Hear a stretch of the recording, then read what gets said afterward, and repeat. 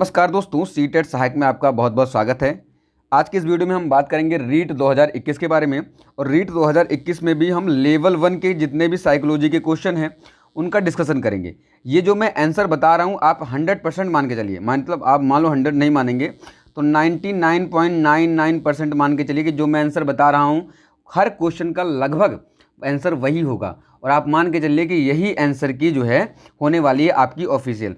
तो शुरू करते हैं आज की वीडियो, लेकिन उससे पहले अगर आप वीडियो को पहली बार देख रहे हैं तो वीडियो को लाइक कर लीजिए।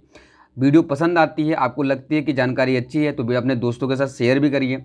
साथ ही साथ आप इस चैनल को भी सब्सक्राइब कर लेना। और आपको कोई सुझाव अगर देना चाहते हैं तो आप कमेंट के माध्यम से हमें सुझाव भी दे सकते हैं। तो शुरू करते हैं आज की वीडियो।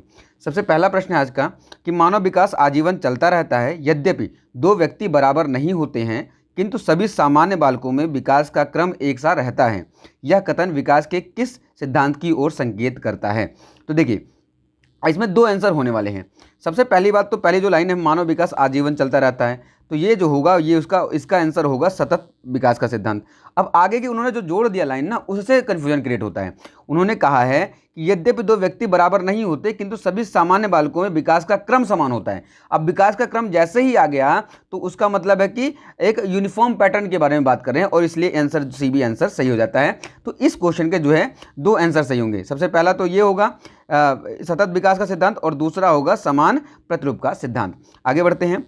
जीन पियाजे के अनुसार संज्ञानात्मक विकास की अंतिम अवस्था कौन सी है? तो जीन पियाजे के संज्ञानात्मक विकास की अंतिम अवस्था जो है वो अमूर्त संज्ञानात्मक अवस्था होती है। इसमें कोई विवाद नहीं है। आगे बढ़ते हैं। आगे क्वेश्चन है, अगला क्वेश्चन है कि अनुवांशिकी के जनक हैं, तो अनुवांशिकी के जनक ग्रेगर मेंडल को माना जाता है। इसमें भी कोई विवाद नहीं है। इसका आंसर यही होगा, 100% है। अगला, व्यक्तित्व का मनोविश्लेषण सिद्धांत किसने प्रतिपादित किया? तो व्यक्तित्व का मनोविश्लेषण सिद्धांत सबको पता है, लगभग लोगों को पता होगा, सिगमंड फ्रायड ने प्रस्तुत किया है। इसमें भी किसी प्रकार का कोई विवाद नहीं है। आगे बढ़ते हैं। तो अगला है, एक 10 वर्षीय बालक की मानसिक आयु 12 है तो उसकी बुद्धि लब्धि होगी, तो इसकी बुद्धि लब्धि 120 होगी। इसमें भी किसी प्रकार का कोई विवाद नहीं है। आप देख सकते हैं कि 12 को आप 10 से डिवाइड करेंगे, गुणे में 100 करेंगे और कट गया आ जाएगा 120 बचा, तो 120 ही आंसर होगा इसका। इसमें कोई विवाद नहीं। आगे बढ़ते हैं। अल्बर्ट बंडूरा द्वारा प्रस्तावित अधिगम का सिद्धांत है, तो सबको पता है कि अल्बर्ट बंडूरा ने सामाजिक अधिगम सिद्धांत प्रस्तुत किया है। ऑप्शन डी ही इसका एकदम करेक्ट आंसर है। आगे बढ़ते हैं। रेमंड कैटल द्वारा कितने व्यक्तित्व का कारक प्रस्तुत किया गया है? तो रेमंड कैटल ने जो है 16 व्यक्तित्व कारक प्रस्तावित किए हैं, तो 16 जो है इसका आंसर बहुत सही होगा। ऑप्शन सी इसका एकदम सही आंसर है। आगे बढ़ते हैं। निम्नलिखित में से कौन सा मास्लो की आवश्यकताओं की पदानुक्रम में सम्मिलित नहीं है? अब आप जानते हैं कि मास्लो ने 5 मूल आवश्यकताएं बताई है। अब उसमें से देखते कौन कौन सा है। सबसे पहले दैहिक आवश्यकताएं होती हैं, स्नेह एवं संबंधता होती है, आत्मसिद्धि जो कि सबसे चरम आवश्यकता होती है वो भी होती है, लेकिन व्यक्तिवाद एवं समूहवाद ये उसकी कोई आंसर नहीं होता, तो इसका आंसर बी सही हो जाएगा। आगे बढ़ते हैं। एक व्यक्ति के एक समय पर दो विपरीत इच्छाओं का होना कहलाता है, तो एक व्यक्ति एक समय में दो विपरीत इच्छाएं रखता है, इसको द्वंद्व के नाम से जाना जाता है। कोर्ट लेविन ने द्वंद्व के विषय में बताया है, ये सब जानते हैं। ऑप्शन ए इसका एकदम सही होगा, कॉन्फ्लिक्ट इसका आंसर होगा। कोई विवाद नहीं है, कोई भी दिक्कत नहीं है इसमें। आगे बढ़ते हैं। निम्नलिखित में से कौन सा अनुसंधान स्टीफन कोरे से संबंधित है? तो कौन सा स्टीफन कोरे ने क्या दिया है? क्रियात्मक अनुसंधान दिया है। इसमें भी कोई दिक्कत नहीं है, कोई कन्फ्यूजन नहीं है। आगे बढ़ते हैं। व्यक्तिगत भिन्नता को निर्धारित करने में निम्न में से कौन सा जैविक कारक नहीं है? जैविक का मतलब बायोलॉजिकल कारक नहीं है। इसने पूछा नहीं है, नहीं को ध्यान रखना है। आगे देखते हैं। आनुवांशिकता जैविक कारक होता है। जन्मजात स्वभाव जैविक कारक होता है। शारीरिक स्वास्थ्य जैविक कारक होता है, लेकिन अभिभावक बालक संबंध जो है ये नहीं होता है, तो इसलिए ऑप्शन सी जो है इसका करेक्ट एग्जाम आंसर हो जाएगा। आगे बढ़ते हैं। डाउन संलक्षण का कारण है, या डाउन सिंड्रोम जो होता है वो ट्राइसोमी 21 से होता है। इसमें भी कोई विवाद नहीं है, इसका बी ऑप्शन एकदम सही होगा। आगे बढ़ते हैं। विश्वसनीयता की अवधारणा से आशय, देखिए विश्वसनीयता की अवधारणा से आशय जो है प्राप्तांकों की बारंबारता है। इसका एकदम करेक्ट आंसर सी ही होगा। प्राप्तांकों की बारंबारता ही इसका एग्जैक्ट आंसर है। गणना की समरूपता, देखिए गणना की समरूपता ये टीचर पे आधारित होता है। अगर टीचर जो है नंबर को बार बार गिन रहा है तो टीचर का गणना की समरूपता जो है वो टीचर पर आधारित है, लेकिन जो है हमें जो विश्वसनीयता वो आधारित होती है कि बच्चा बार बार एक ही अंक प्राप्त कर रहा है, और वो किस में होगा? वो ऑप्शन सी में ही सही होगा। प्राप्तांकों की बारंबारता ही विश्वसनीयता को अवधारणा को प्रस्तुत करती है, तो इसमें भी किसी प्रकार का कोई विवाद नहीं है। आप 100% मान लीजिए कि इसका आंसर सी ही होगा। आगे बढ़ते हैं। निम्नलिखित में से कौन सा प्रक्षेपीय परीक्षण का उदाहरण नहीं है? नहीं है पूछा, देखो TAT होता है, इसमें एक ये सही है। SCT होता है, इसमें भी कोई दिक्कत नहीं है। ड्रॉ-एमएन होता है, इसका ऑप्शन जो है डी नहीं होता है। तो इसका आंसर क्या हो गया? ऑप्शन डी इसका करेक्ट आंसर हो गया। इसमें भी किसी प्रकार का कोई विवाद नहीं है। आगे बढ़ते हैं। बहुबुद्धि सिद्धांत किसने प्रतिपादित किया? तो बहुबुद्धि सिद्धांत प्रतिपादित करने वाले थे हार्वर्ड गार्डनर। इसमें भी किसी प्रकार का कोई विवाद नहीं है। आप मान लीजिए कि यही आंसर होगा। ठीक है, आगे बढ़ते हैं। आगे है उपचारात्मक शिक्षण किस प्रकार की बालकों के लिए उपयुक्त होता है? तो इसमें धीमी गति से सीखने वाले बालकों के लिए ये सबसे ज़्यादा उपयोगी होता ही उपचारात्मक शिक्षण ही इस प्रकार के लिए बालकों के लिए होता है जो सामान्य कक्षाओं में पिछड़ जाते हैं और जो अधिगम होता है वो थोड़ा सा अधिगम से वंचित रह जाते हैं। तो ये इसका आंसर सी होगा, इसमें कोई दिक्कत नहीं है। आगे बढ़ते हैं। शिक्षण की खेलकूद विधि किस सिद्धांत पर आधारित है? देखिए ये क्वेश्चन कई बार आ चुका है, ये आया हुआ क्वेश्चन है, लेकिन सबसे ज़्यादा विवादित क्वेश्चन ये लग रहा है। आप देखिए, मैं बताता हूँ इसका असली रीज़न क्या है। अगर यही क्वेश्चन जो है किसी भी सब्जेक्ट के पेडागोजी में आया होता, मान लीजिए अगर हिंदी में आया होता, इंग्लिश में आया होता, EVS में आया होता या मैथ में आया होता, तो इसका आंसर ए होने वाला था। बिल्कुल सही बता रहा हूँ मैं। लेकिन क्योंकि ये उसमें पेडागोजी में नहीं आया है, ये किसी सब्जेक्ट की पेडागोजी में नहीं आया, इसलिए इसका आंसर बी होगा। इसमें आप एकदम 100% मान लीजिए कि इसका आंसर बी है। अगर यही क्वेश्चन मैं बता रहा हूँ, मैंने देखा हुआ क्वेश्चन ये, और आप कहोगे तो मैं अगली वीडियो में कभी आपको क्वेश्चन के साथ और किस टेट में पूछा गया है और कैसे आंसर माना गया है वो भी बता दूंगा। लेकिन आप ये मान के चलिए, अगर ये क्वेश्चन खेलकूद विधि किस पर आधारित है, किस सिद्धांत पर आधारित है, अगर यही क्वेश्चन किसी भी सब्जेक्ट की पेडागोजी में आया होता तो इसका आंसर ए होता, माना जाता।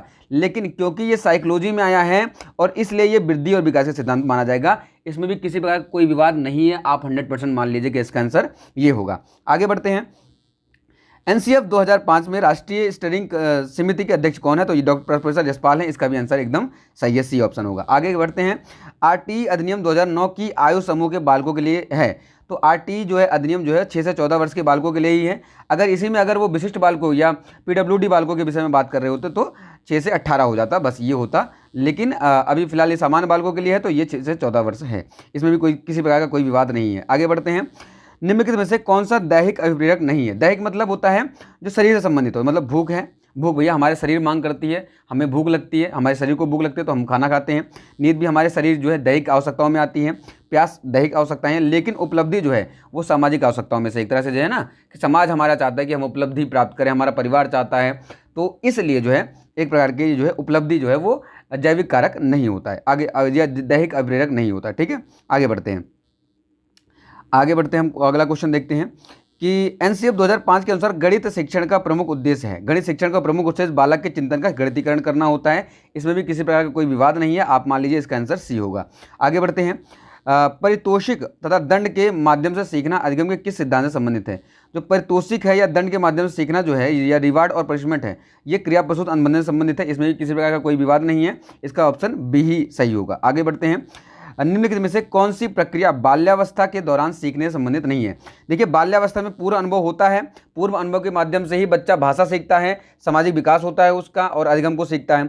कल्पना, खेल को भी जो अगर बात करें तो उसमें पूरा अनुभव का सहारा लिया जाता है। दूसरा कल्पना होता ही है, और कल्पना के माध्यम से ही, क्योंकि बच्चों को कहानियाँ पढ़ना पसंद आता है, कहानियाँ सुनना पसंद होता है, परियों की कहानी सुनते हैं, कार्टून देखना पसंद करते हैं, तो कल्पना क्योंकि कर पाते हैं, या ऐसी कहानियाँ कई बार खुद मनगढ़ंत कहानी बनाते हैं तो वो कल्पना के माध्यम से ही बनाते हैं, तो कल्पना होता है।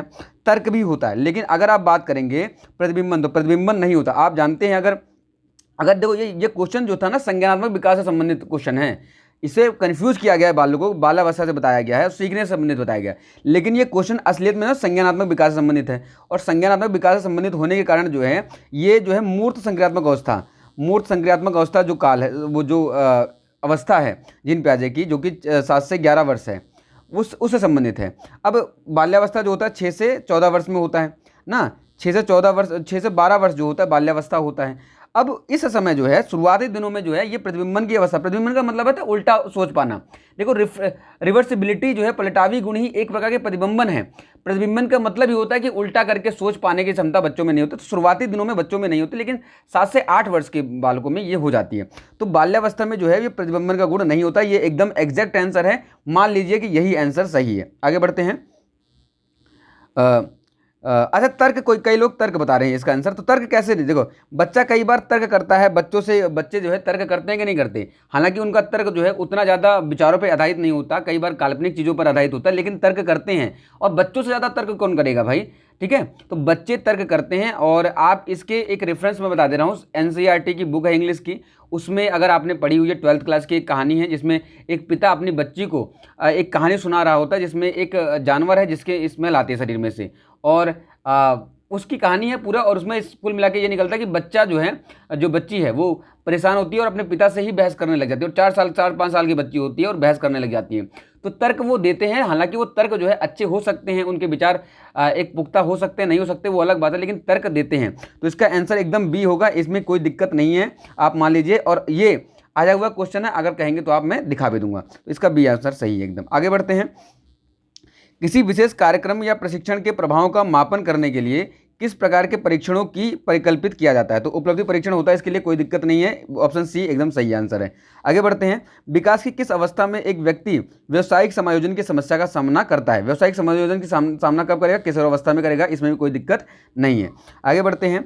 शिक्षण अधिगम का मनोवैज्ञानिक आधार किस पर निर्भर करता है। तो शिक्षण अधिगम का मनोवैज्ञानिक आधार जो है वो अध्यापन शैली पर निर्भर करेगा, इसमें भी किसी प्रकार का कोई विवाद नहीं है। कुछ लोग इसका आंसर जो है विषय वस्तु बता रहे हैं। देखो विषय वस्तु कैसी भी हो, अगर एक टीचर की टीचिंग स्टाइल बहुत ही अच्छी होगी तो वो सिखा देंगे। और इसका उदाहरण है खान सर। खान सर अगर आप देखे होंगे, वीडियो पे सर्च करना यूट्यूब पर, और आप परिचित होंगे, तो वो कठिन से कठिन टॉपिक को जो है अपने टीचिंग स्टाइल से एकदम आसान बना देते हैं। क्यों बना देते हैं, क्योंकि उनका टीचिंग स्टाइल बेहतर है। तो इसका आंसर जो है ए ही होगा, इसमें कोई दिक्कत नहीं। आगे बढ़ते हैं। आरटीई अधिनियम 2009 के अनुसार प्राथमिक विद्यालय के लिए विद्यार्थी अध्यापक अनुपात होना चाहिए। देखिए ये बड़ा सबसे ज़्यादा विवादित क्वेश्चन है, और इसका आमतौर पर मान के चलिए कि इसका आंसर डी होगा, 30:1। हालांकि कुछ अध्यापक 40:1 बता रहे हैं। अगर ऐसा होता है कि वो रेट लगाते हैं और वो अपना स्रोत देते हैं, तो इसका आंसर बोनस मिलेगा। दोनों आंसर तो नहीं हो सकता, तो इसलिए जो बोनस मिल सकता है, मुझे यहाँ तक लगता है कि इसका आंसर 30:1 होगा, इसमें कोई दो राय नहीं है, क्योंकि मैंने कल रिसर्च करी थी और इसमें अधिकतर स्रोत जो है 30:1 ही बता रहे हैं। आगे बढ़ते हैं। अगला क्वेश्चन है कि मध्यावधि परीक्षा एक उदाहरण है। देखिए ये क्वेश्चन क्यों कन्फ्यूजन होगा, क्योंकि अधिकतर लोग जो है वो अगर साइकोलॉजी पढ़ाते हैं तो वो हिंदी में पढ़ाते हैं। अब हिंदी में देखिए इन्होंने लिख रखा है मध्यावधि परीक्षा वैसे होती है योगात्मक मूल्यांकन या समेटिव असेसमेंट, इसमें कोई राय नहीं है, ऑप्शन सी ही एकदम एग्जैक्ट आंसर सही होगा। लेकिन अगर ए ऑप्शन कैसे आ रहा है, ए ऑप्शन समझिए, देखिए ए ऑप्शन में लिखा हुआ रचनात्मक मूल्यांकन, लेकिन आपको ये पता होगा कि जो आधार होता है किसी भी क्वेश्चन पे अगर डाउट है तो वो इंग्लिश को माना जाता है। और इंग्लिश में आप देखेंगे तो ऑप्शन ए में लिखा क्रिएटिव असेसमेंट। क्रिएटिव असेसमेंट नाम का कोई असेसमेंट ही नहीं होता है हमारे उसमें सीसी में। सीसी में थोड़ा सा मैं बता दूं आपको, सीसी में क्या होते हैं, सबसे पहले FA1 होता है, फिर FA2 होता है, ठीक है, फिर होता है SA1, ठीक है, ठीक है। अब दूसरा क्या होता है, फिर FA3 होता है, ठीक है, FA3 होता है, FA4 होता है, ठीक है, और उसके बाद होता है SA2। ये होता है पूरी की पूरी वो, इसमें क्रिएटिव असेसमेंट कहीं कुछ होगा नहीं। इसका ऑप्शन सी ही एकदम करेक्ट आंसर है, बिल्कुल विवाद नहीं है इसमें। आगे बढ़ते हैं। कौन सा रोग वंशानुगत नहीं है, तो वंशानुगत है, मतलब कौन सा रोग वंशानुगत है, तो इसका जो है फिनाइल कीटोन्यूरिया, ये इसका आंसर एकदम करेक्ट है, बी ऑप्शन ही सही होगा, ठीक है। आगे बढ़ते हैं। निम्नलिखित में से कौन सा बुद्धि का निष्पादन परीक्षण है, तो बुद्धि का निष्पादन परीक्षण जो है भाटिया बैटरी परीक्षण है, ये कई बार बताया जा चुका है और ये बहुत ही आसान क्वेश्चन था। हाँ था, कुछ लोगों को विवाद हो रहा है, कुछ लोगों को दिक्कत आ रही है रेवन का SPM परीक्षण में। तो जो रेवन का SPM परीक्षण होता है ये प्रोग्रेस टेस्ट होता है, ना कि परफॉर्मेंस टेस्ट। ये जो आंसर है डी ऑप्शन जो मान रहे हैं, ये प्रोग्रेस टेस्ट होता है, ना कि परफॉर्मेंस टेस्ट। तो इसका ऑप्शन जो है ए ही एकदम करेक्ट होगा। आप ये सारे के सारे हमारे क्वेश्चन थे, आपको आशा करता हूँ कि क्वेश्चन समझ में आया होगा, आंसर समझ में आया होगा। और अगर आपको किसी क्वेश्चन पर विवाद लगता है तो आप ऑप्शन कमेंट करके बताइए, हम उस पर आपको सही से रिप्लाई कर देंगे। और आप अगर आपका जो विचार होगा और आपका जो प्रूफ होगा एकदम सटीक होगा, तो हम आगे जो है अपने वीडियो में आगे बात कर लेंगे उस वीडियो में। फिर मिलते हैं एक नई वीडियो के साथ, तब तक के लिए जय हिंद जय भारत। वीडियो को लाइक जरूर कर देना अगर पसंद आती है, कमेंट करके हमें सुझाव जरूर देना। धन्यवाद।